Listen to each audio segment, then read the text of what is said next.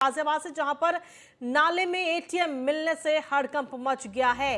मौके पर police ATM नाले से निकालने में जुटी हुई है। शरारती तत्वों ने पीएनबी बैंक के एटीएम को नाले में फेंक दिया है।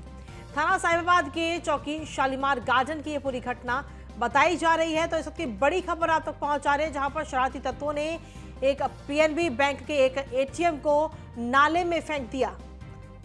फिलहाल पुलिस अब नाले से एटीएम को निकालने की कोशिश में जुटी हुई है। बड़ी खबर आप तक पहुंचा रहे हैं। गाजियाबाद से ये पूरा मामला इस वक्त सामने आया है, जहां पर एक एटीएम मशीन को ही कुछ शरारती तत्वों ने नाले में फेंक दिया। मौके पर पहुंची पुलिस एटीएम को नाले से निकालने में जुटी हुई है। थाना साहिबाबाद के चौकी शालीमार गार्डन की यह घटना बताई जा रही है। तो बड़ी खबर आप तक पहुंचा रहे हैं।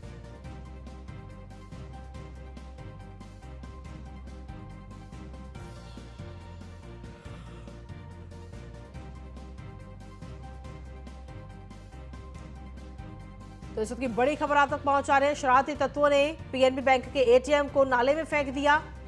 फिलहाल जैसे ही इसकी जानकारी मिली, पुलिस वहां मौके पर पहुंची और एटीएम को नाले से निकालने की कोशिश की जा रही है। थाना साहिबाबाद के चौकी शालीमार गार्डन की पूरी घटना बताई जा रही है। तो बड़ी खबर आप तक पहुंचा रहे हैं। गाजियाबाद से नाले में एटीएम मिलने से हड़कंप मच गया है। ये तस्वीरें भी आपको दिखा रहे हैं। अधिक जानकारी के साथ संवाददाता यादराम भारती जुड़ गए हैं। सीधा उन्हीं का रुख करते हैं। यादराम, क्या कुछ ताजा अपडेट है आपके पास में? देखिए कृतिका, ये साहिबाबाद के शालीमार गार्डन का इलाका है, जहां पर 80 फीटा रोड पर एक एटीएम नाले में मिला, जिसके बाद जो स्थानीय लोग हैं उन्होंने पुलिस को सूचना दी और उसके बाद पुलिस वहां पर पहुंची और लगातार जो एटीएम को निकालने का जो काम है वो वहां पर जारी है। जी। जो अभी तक की जांच सामने आई है उसमें यह है कि जगदीश नाम का एक व्यक्ति है, इसकी एक बिल्डिंग है जिसमें एटीएम लगा हुआ था। पिछले बैंकों से इसका काफी विवाद चल रहा था किराए को लेकर। तो मान रहा है कि कहीं ये वजह तो नहीं है कि जिसकी वजह से एटीएम को नाले में फेंका गया है। और साथ ही जो बैंक है, बताया जा रहा है कि पिछले काफी समय से किराया न देने के बाद जो एटीएम है वो पिछले कई सालों से बंद भी पड़ा था और बैंक वालों से रजामंदी से इस एटीएम को निकाला गया था। लेकिन एटीएम को नाले में किसने फेंका और किस तरीके से उसको नाले में गिरा, ये एक जांच का विषय है और इस पूरे मामले की पुलिस जो है वो जांच कर रही है। लेकिन शिकायत की अगर बात करें कृतिका, तो पुलिस को अभी तक इस मामले में किसी प्रकार की कोई शिकायत नहीं मिली है और जैसे शिकायत आएगी पुलिस इस मामले की जांच करेगी। फिलहाल जो एटीएम को निकालने का जो कार्य है वो किया जा रहा है, क्योंकि एटीएम जो है वो काफी भारी होता है और नाले में काफी गहरे तक अंदर तक वो घुसा हुआ है। तो इस वजह से कंजेस्टेड होने के नाते जो है पुलिस को उसमें एटीएम निकालने में काफी परेशानी का सामना भी करना पड़ रहा है। यादराम, लेकिन आखिर पुलिस को पता कैसे चला, कैसे इस खबर की जानकारी मिली पुलिस को? देखिए, पंजाब नेशनल बैंक का ये एटीएम है और यहाँ के जो नाले के आसपास जो लोग हैं वो यहाँ से गुजर रहे थे। उन्होंने जो एटीएम का कुछ हिस्सा, काफी बड़ा हिस्सा वो बाहर निकला हुआ था, तो लोगों ने जब देखा कि ये तो बैंक का एटीएम है, तो इस बात को लेकर पुलिस को जब सूचना दी और पुलिस के जैसे ही एटीएम के नाले में होने की सूचना मिली तो पुलिस आनन फानन में दौड़ी और जो एटीएम है उसको कब्जे में ले लिया और साथ ही अब जो एटीएम है उसको नाले से निकालने का काम किया जा रहा है। जी ठीक है, शुक्रिया तमाम जानकारी देने के लिए। और इसी के साथ चलिए बुलेटिन में आगे बढ़ेंगे। बात करेंगे अब झारखंड की, जहां पर झारखंड के दौरे पर पहुंचे केंद्रीय गृह मंत्री अमित शाह ने चाईबासा में विजय संकल्प रैली को संबोधित किया और इस दौरान उन्होंने कहा कि हमारी सरकार ने शिक्षा और चिकित्सा पर काम किया है। तो वहीं हेमंत सरकार पर तंज कसते हुए अमित शाह ने और क्या कुछ कहा है वो आपको सुनवाते हैं। भारतीय जनता पार्टी की सरकार जब जब आई, पहले अटल जी के नेतृत्व में बनी, फिर झारखंड वालों ने मोदी जी के नेतृत्व में बनाई। हमने हमेशा जनजातीय गौरव को और जनजातीय सम्मान को प्रायोरिटी दी। आजादी के 70 साल बाद भी एक भी जनजातीय व्यक्ति इस देश के राष्ट्रपति पद पर आसीन नहीं हुआ था। हमने आदिवासी घर की गरीब बहन द्रौपदी मुर्मू को राष्ट्रपति बनाकर महामहिम द्रौपदी मुर्मू बनाने का काम किया। हमने आदिवासी कल्याण के लिए जो बजट कांग्रेस की सरकार जनजाति योजनाओं का 21,000 करोड़ का छोड़कर गई थी, उसको बढ़ाकर 86,000 करोड़ किया है। 3 करोड़ से ज्यादा जनजातीय किसानों को मोदी जी प्रति वर्ष 6,000 रुपया डीबीटी के माध्यम से भेजते हैं और आदिवासी एकलव्य आवासीय विद्यालय एक कांग्रेस सरकार 167 छोड़कर गई थी। आज नरेंद्र मोदी जी ने 167 से 680 तक की बढ़ोतरी आदिवासी एकलव्य विद्यालय। पतरातू में पावर प्लांट का निर्माण किया, रांची में कैंसर अस्पताल का निर्माण किया, हजारीबाग, पलामू और दुमका में मेडिकल कॉलेज बनाए, चाईबासा और कोडरमा में बन रहे हैं। भाई मैं तो लंबी सूची आपको बताया। हेमंत भाई, एक बार आपने क्या किया वो जरा हमारे झारखंड के लोगों को बता देना। ऐसा मत मानिए भाई कि उसने कुछ नहीं किया है। उन्होंने भ्रष्टाचार किया है, उन्होंने आदिवासी जमीन घुसपैठियों को देने का काम किया है, उन्होंने जनजातीय महिलाओं के अधिकार का रक्षण करने की जगह अपनी वोट बैंक की राजनीति करना तय किया है। भारतीय जनता पार्टी की सरकार जब यूपी सरकार के कृषि मंत्री सूर्य प्रताप शाही आज वाराणसी पहुंचे, जहां काशी हिंदू विश्वविद्यालय के स्वतंत्रता भवन में 3 दिवसीय अंतर्राष्ट्रीय संगोष्ठी सुफलाम में पृथ्वी तत्व में शामिल हुए। इस दौरान मंत्री सूर्य प्रताप शाही ने प्रदर्शनी भी देखी।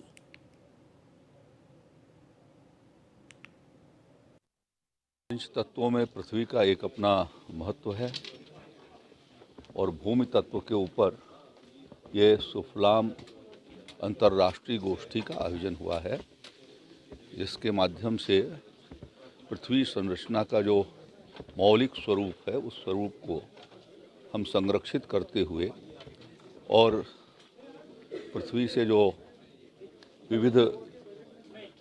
विविधता और जैव विविधता है उसको हम संरक्षित कर सकें और खेती के क्षेत्र में लगातार जो रासायनिक उर्वरकों का इस्तेमाल होने से हमारी ज़मीन, हमारा जल, हमारी प्रकृति विषयुक्त हो रही है, उससे उसको संरक्षित करके पुनर्जीवन प्रदान किया जा सके, उस दिशा में यह एक 3 दिवसीय गोष्ठी का आयोजन स्वर्गीय भाऊराव देवरस जी न्यास, किसान संघ, भारतीय किसान संघ, लोक भारती और ICR कृषि भारत सरकार का कृषि मंत्रालय, काशी हिंदू विश्वविद्यालय, विविध संगठनों के द्वारा ये आयोजित किया गया है। अगली खबर सुल्तानपुर से, जहां पुलिस अधीक्षक सोमेन वर्मा ने अपने पुलिस कर्मियों को नए साल पर बेहतरीन गिफ्ट दिया। उन्होंने लग्जरी बैरक पुलिस कर्मियों को सौंपी, जिसमें 10 डबल स्टोरेज बेड के साथ अलमारी की फैसिलिटी दी गई। साथ ही ठंड के मौसम में यहां कॉफी से लेकर रूम हीटर तक की सुविधा पुलिस कर्मियों को मिलेगी। वहीं पुलिस अधीक्षक सोमेन वर्मा ने बताया कि आदर्श बैरक के भांति ही अन्य सभी बैरक का भी जीर्णोद्धार कराया जाएगा। आज आदर्श बैरक का उद्घाटन किया गया है। कुछ दिनों पहले ADG जोन महोदय के द्वारा सुल्तानपुर पुलिस लाइन का निरीक्षण करते वक्त ये सुझाव दिया गया था कि एक आदर्श बैरक यहाँ पे होना चाहिए। तो उसी आदेश के क्रम में CO लाइन, एडिशनल SP, इन सब के द्वारा, रिजर्व इंस्पेक्टर लाइन्स, इनके सब के द्वारा पुराने से एक जो हमारी घर था उसको देखा गया, इंस्पेक्ट किया गया और उसको आज आदर्श बैरक के रूप में कन्वर्ट कर दिया गया है। आज झांसी के मऊरानीपुर कोतवाली क्षेत्र के मोहल्ला नई बस्ती नारायण टॉकीज के पीछे रहने वाली एक नवविवाहिता ने फांसी लगाकर आत्महत्या कर ली। सुबह जब परिजनों को जानकारी हुई तो सबके होश उड़ गए। परिजनों ने घटना की सूचना पुलिस को दी, जिसके बाद मौके पर पुलिस और फोरेंसिक की टीम ने पहुंचकर जांच की कार्रवाई शुरू कर दी। मृतका के पति की माने तो घटना वाली रात को दोनों ने साथ में खाना खाया था, जिसके बाद वो सोने चली गई। पति अपने काम पर चला गया। मृतका मुस्कान और विवेक की 1.5 साल पहले ही लव मैरिज हुई थी। दोनों की शादी के लिए लड़की के घरवाले राजी नहीं हुए। फिलहाल अभी तक मृतका के मायके पक्ष से लोग सामने नहीं आए।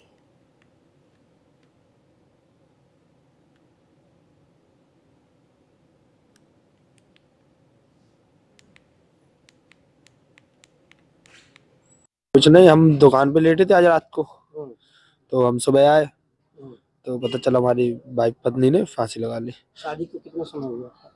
11 महीने, वो 13 महीने हो गए थे। लव मैरिज की थी? Love marriage. कैसे हुई थी ये? उन्हें घर वाले नहीं मान रहे थे तो कोर्ट के द्वारा हुई थी हम लोगों की। हाँ, तहसील में।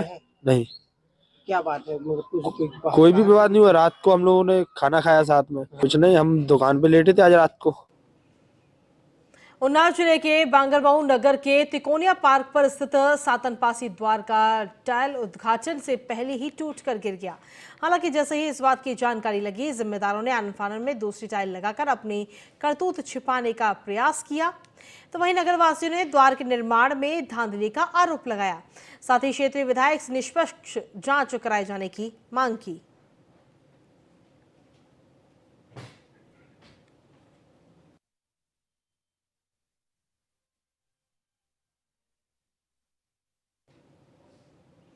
आगरा में शीतलहर की छुट्टी के बावजूद भी स्कूल खुले हुए हैं। ठंड में स्कूल संचालक बच्चों को स्कूल बुला रहे हैं। जिलाधिकारी के आदेश को स्कूल संचालक नहीं मान रहे। मामला फतेहाबाद इलाके का है, जहां छुट्टी के बावजूद बच्चों के स्कूल आने का वीडियो वायरल हो रहा है।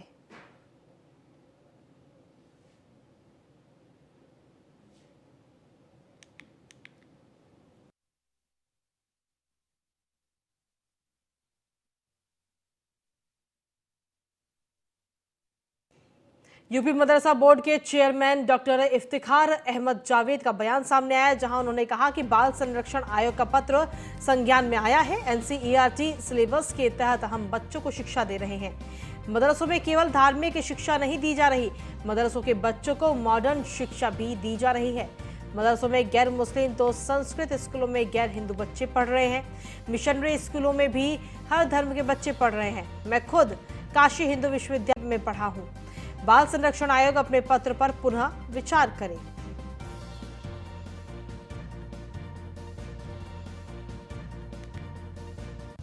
जी के नेतृत्व में हम सब मदरसों के अंदर एनसीईआरटी सिलेबस के तहत बच्चों को 1 से 8 तक शिक्षा दे रहे हैं। केवल धार्मिक शिक्षा नहीं दी जा रही है, तो उनको देश का जो मॉडर्न एजुकेशन है वो दिया जा रहा है। दूसरी बात मैं कहना चाहूँगा कि मदरसे में गैर मुस्लिम बच्चे पढ़ रहे हैं, संस्कृत स्कूलों में गैर हिंदू बच्चे पढ़ रहे हैं।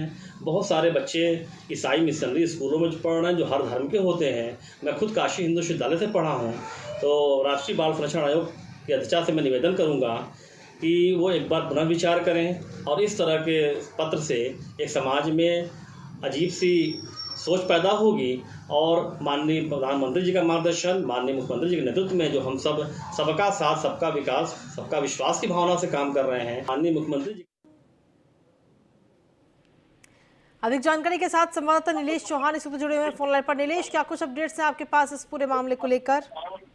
देखिए, बिल्कुल आपको बता दूं कि मदरसा बोर्ड के चेयरमैन ने एक बयान जारी किया जिसमें साफ तौर पे कहा है कि उत्तर प्रदेश में संचालित जितने भी मदरसे हैं उनमें धार्मिक पढ़ाई के साथ साथ जो है एनसीईआरटी की जो सिलेबस है उसको भी पढ़ाया जाता है। जिस तरीके से योगी आदित्यनाथ की सरकार ने उत्तर प्रदेश में मदरसों का सर्वे कराया और साफ तौर पे उत्तर प्रदेश में ये घोषणा है कि उत्तर प्रदेश में जितने भी मदरसा में पढ़ने वाले छात्र छात्राएं हैं उनके यहाँ एक हाथ में लैपटॉप, दूसरे हाथ में कुरान देने का काम उत्तर प्रदेश सरकार करेगी, ताकि जो मदरसे में पढ़ने वाले छात्र हैं उनका भी जो प्रदेश का विकास है उसमें योगदान दे सकें। इसी तरीके से मदरसा बोर्ड के चेयरमैन ने ये बयान जारी किया है, जिसके बाल संरक्षण आयोग ने एक पत्र जारी किया था जिसमें कहा गया था कि उत्तर प्रदेश के कई ऐसे मदरसे हैं जहां पर जो है धार्मिक पढ़ाई कराई जाती है, जिसके एवज में ये बयान जारी किया गया। उनका कहना है कि वह खुद जो है काशी विश्वविद्यालय से पढ़े हुए हैं और ऐसे में उत्तर प्रदेश में तमाम ऐसे संस्कृत के पाठ्यक्रम हैं जिसमें गैर हिंदू छात्र भी पढ़ते हैं। उसके अलावा उत्तर प्रदेश के तमाम ऐसे मदरसे हैं जहाँ पर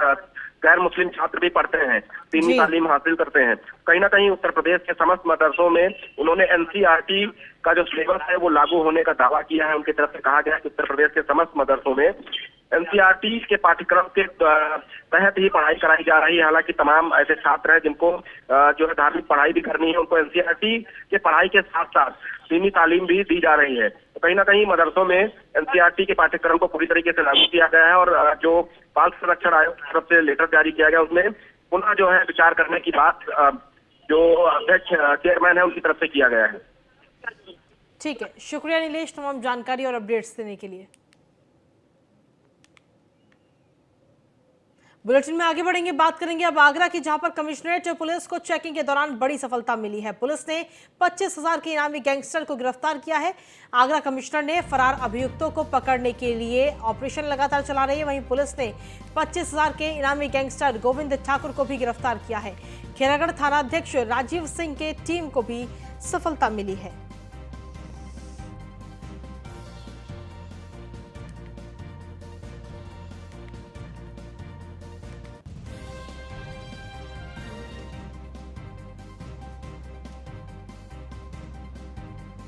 तो आगरा से बड़ी खबर आप तक पहुंचा रहे कमिश्नरेट पुलिस को चेकिंग के दौरान बड़ी सफलता हाथ लगी है। पुलिस ने 25,000 के इनामी गैंगस्टर को गिरफ्तार किया है। आगरा कमिश्नर ने फरार अभियुक्तों को पकड़ने के लिए लगातार अभियान इस वक्त चला रही है। पुलिस ने 25,000 के इनामी गैंगस्टर गोविंद ठाकुर को गिरफ्तार किया है। खेरागढ़ थानाध्यक्ष राजीव सिंह की टीम को ये सफलता मिली है। अधिक जानकारी के साथ संवाददाता योगेंद्र जुड़ गए हैं। योगेंद्र, क्या कुछ अपडेट्स हैं आपके पास? जी मैं बता दूं कि गोविंद ठाकुर 25,000 का इनामी था, जो कि अभी कई मामलों में वांछित चल रहा था। जगनेर और खेरागढ़ पुलिस की संयुक्त टीम ने उसको गिरफ्तार किया है। गिरफ्तार करने के बाद में उसको जेल भेज दिया गया है। आगे की कार्रवाई अभी चल रही है। ठीक है, शुक्रिया तमाम जानकारी देने के लिए।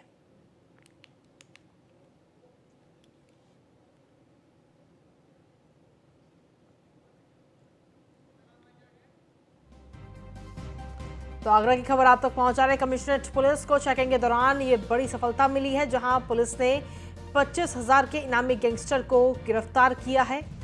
आगरा कमिश्नर ने फरार अभियुक्तों को पकड़ने के लिए दरअसल ऑपरेशन चला रही है और इस दौरान पुलिस ने 25,000 के इनामी गैंगस्टर गोविंद ठाकुर को गिरफ्तार किया। खेरागढ़ थानाध्यक्ष राजीव सिंह की टीम को ये सफलता हाथ लगी है।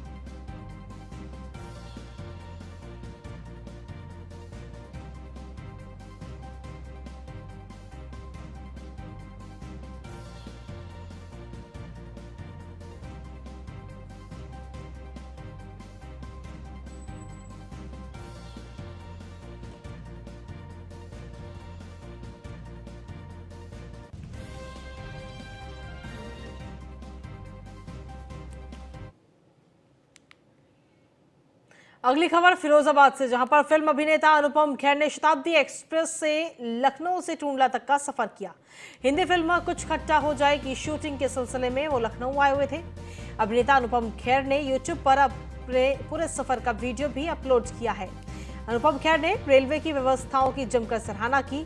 टूंडला रेलवे स्टेशन से कार द्वारा गंतव्य के लिए वो रवाना हुए।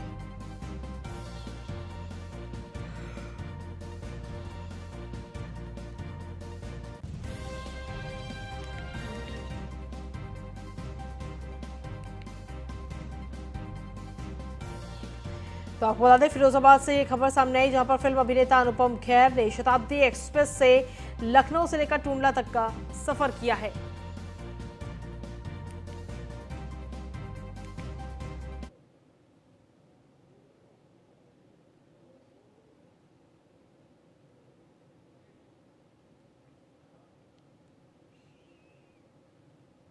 अगली खबर अमरोहा से, जहां पर पुलिस ने फर्जी दरोगा को गिरफ्तार किया है। दरोगा बनकर लोगों के साथ में धोखाधड़ी ये व्यक्ति करता था। पुलिस की वर्दी पहनकर अपना रौब दिखाता था। आरोपी के खिलाफ गंभीर धाराओं में मुकदमा दर्ज किया गया है। नगर कोतवाली के बटवाल का ये आरोपी युवक रहने वाला है।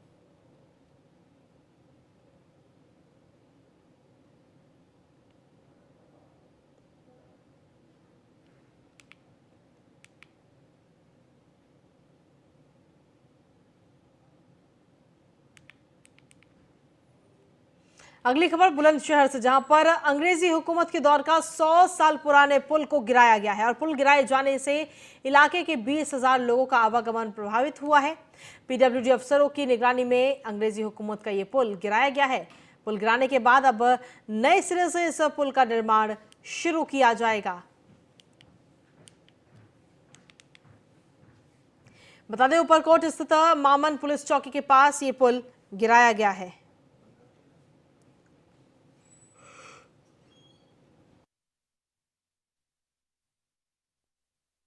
एक्चुअली में ये पुराना पुल है और ये जर्जर अवस्था में है, तो इसको तोड़ा गया है और इसे बनाया जाएगा। तो उसकी टेंडरिंग प्रक्रिया चल रही है। और क्योंकि ये लगातार टूट गिर रहा है, इसलिए इसे विभाग ने पहले गिरवा दिया है। कितना समय लग जाएगा इसको बनाने में? क्योंकि ये तकरीबन 3 महीने आराम से लग जाएंगे। एक्चुअली में ये पुराना पुल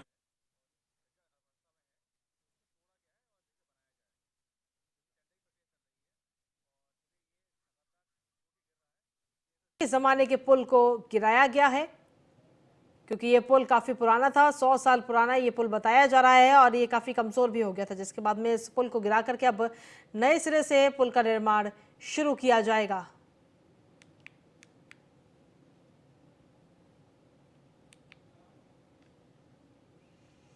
वहीं महोबा में प्रशासन की बड़ी लापरवाही सामने आई। डाक बंगले के सामने ठिठुरन और गलन भरी सर्दी में करीब 1 दर्जन परिवार खुले आसमान के नीचे भूखे दिन और रात गुजारने को मजबूर हैं, जिसमें मासूम नवजात बच्चों समेत बुजुर्ग और महिलाएं भी शामिल हैं।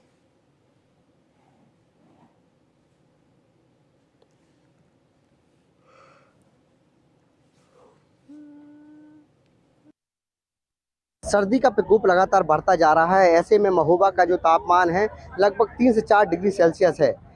आप मेरे पीछे देख सकते हैं कि बहुत सारे जो लोग हैं इस खुले आसमान के नीचे रहने को मजबूर हैं। छोटे छोटे बच्चे हैं, महिलाएं हैं, बुजुर्ग हैं। ऐसे में वो पूरा एक अपना आशियाना जो है इस पूरे मैदान में बनाए हुए हैं। यहाँ से अगर बात करें तो ये जो चौराहा है शहर का VIP चौराहा कहलाता है। सारे VIPs लोग, अधिकारी लोग इस चौराहे से निकलते हैं, लेकिन इनकी सुध लेने वाला कोई नहीं। खाने के लिए इनके पास महज सूखे चावल है जिनसे वो बच्चों का पेट भर रहे हैं। हमने उनसे जब बात करी, उनसे पूछा तो उनका ये कहना है कि वो जो है उनको कोई देखने वाला नहीं है, कोई सुनने वाला नहीं है। खास बात ये है कि जो शहर की व्यवस्थाएं हैं लगभग जो है 100 से 150 जगह अलाव जल रहा है, लेकिन उनके पास लकड़ी का एक इंतजाम भी नहीं है। हाँ, हमारे आने के बाद जरूर नगर पालिका के द्वारा जो है आज आनन फानन में लकड़ी पहुँचाई जा रही है, लकड़ी डाली जा रही है। शायद ये जिम्मेदारी नगर पालिका और जो जिला प्रशासन पहले समझ जाता है तो इनकी जो हालत है बस से बदतर नहीं होती। देखने वाली बात होगी कि रैन बसेरे में इन लोगों को पहुंचाने का प्रशासन क्या इंतजाम कराता है। महोबा से न्यूज़ 1 इंडिया के लिए अनुज शर्मा। सर्दी का प्रकोप लगातार बढ़ता जा रहा है। ऐसे में ये मांग के लिए आते हैं, आटा चावल गांव से, क्वार्टर से, कॉलोनी से मांगों के लिए आते हैं साहब, खाते हैं बच्चे लोग के, आदमी लोग कबाड़ वाड़ चुन के लिए आते हैं, 150 साग सब्जी ले आते हैं। कोई अधिकारी नहीं है आपके पास? कोई नहीं आता साहब। रैन बसेरों में जाने के लिए कोई आता कहने के लिए? कोई नहीं आता कि हाँ चले जाओ। ये जो शासन के दावे किए जा रहे हैं, प्रशासनिक अधिकारी हमारे दावा कर रहे हैं कि हमने गरीबों के लिए शेल्टर हाउस और बहुत जगह जगह व्यवस्थाएं कर रखी हैं। लोगों को रुकने के लिए अस्थायी आश्रय स्थल बनाए गए हैं और शहर में लगभग जो है 150 पॉइंट पर जो इस समय कागजी आंकड़े बता रहे हैं कि 150 जगह अलाव जलाया जा रहा है। ऐसी स्थितियों में खुले आसमान के नीचे ये गरीब रहने को मजबूर हैं। इनके पास ना तो किसी प्रकार के अलाव की व्यवस्था की गई है, ना किसी प्रकार के गर्म कपड़ों की व्यवस्था की गई। और सबसे महत्वपूर्ण बात यह है कि ये शहर का प्रमुख चौराहा है जहाँ से कि दिन रात जिले के सारे जिम्मेदार अधिकारी निकलते हैं। उनकी ना तो किसी की नज़र है और ना किसी को इनका ख्याल है। इन गरीबों के ऊपर ना तो किसी को रहम आया। प्रशासन देखिए पूरा इंतजाम किया है, रैन बसेरा और अलाव जलाए जा रहे हैं। सर यहाँ ना अलाव इनको भी बताया गया है, इसके पहले भी आकर के बताया गया कि आप लोग रैन बसेरे में रहिए, कूड़ा बीनते हैं, बाकी काम करते हैं। इनका यही है कि रात में ये लोग आते हैं और दिन में अपना जो है काम करते हैं। तो आज भी हमने यही बोला है कि आप लोग रैन बसेरे में रुकिए। अभी इनके आदमी गए हैं काम पर, वो जैसे आएंगे इन लोगों को रैन बसेरे में करवा दिया जाएगा। प्रशासन कोहरे और सर्दी का कहर ताज नगरी आगरा में भी लगातार जारी है। हाईवे पर गाड़ियों के पहियों की रफ्तार भी धीमी हो गई। पिछले 1 हफ्ते से सर्दी का प्रकोप है, जिसकी वजह से लोग घरों में कैद होने को मजबूर हैं। बता दें कि कोहरे की वजह से विजिबिलिटी भी इस वक्त 0 हो गई है। सर्दी में होने वाली गलन से भी लोग बेहद परेशान हैं। तो वहीं जिला प्रशासन ने 1 से 12वीं तक के सभी स्कूलों में छुट्टी की घोषणा की है। सर्दी से बचने के लिए लोग अलाव का सहारा ले रहे हैं।